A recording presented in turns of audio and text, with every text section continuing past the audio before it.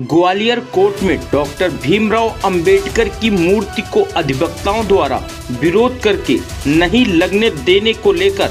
Doctor Ambedkar अधिवक्ता समिति ने अपना विरोध जाहिर करते हुए मजिस्ट्रेट को महामहिम को संबोधित 6 सूत्री मांगों को लेकर ज्ञापन सौंपा है।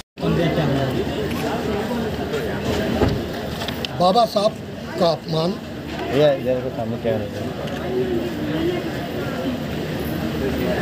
ग्वालियर में हाई कोर्ट के परिसर में आदेशित हुआ कि बाबा साहब की मूर्ति लगाई जाए।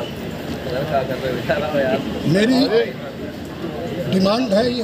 अधिवक्ताओं की भी डिमांड है,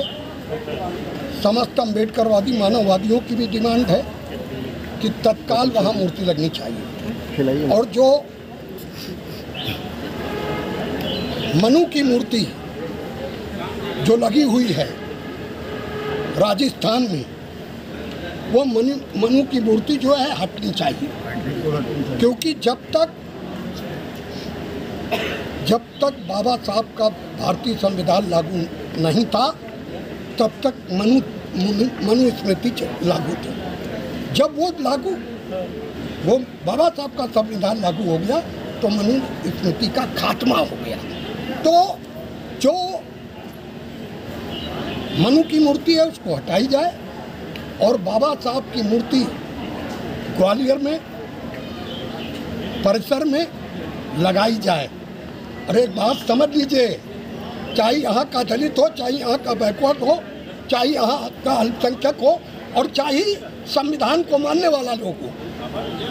अगर हम लोग ने अंगड़ाई भी ले ली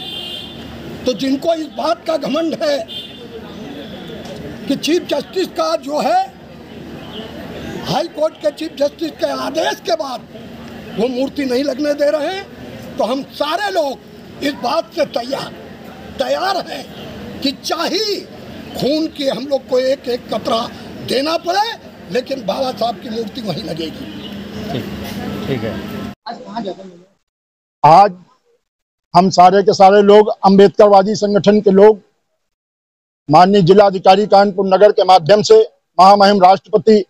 भारत सरकार के प्रधानमंत्री और मुख्यमंत्री को संबोधित ज्ञापन देने के लिए यहाँ पर एकत्रित हुए हैं। इस सरकार की दोहरी मानसिकता कि एक तरफ बाबा साहब की बात करते हैं, दूसरी तरफ अपने ही लोगों को उकसा करके बाबा साहब की प्रतिमा नहीं लगने दे रहे हैं।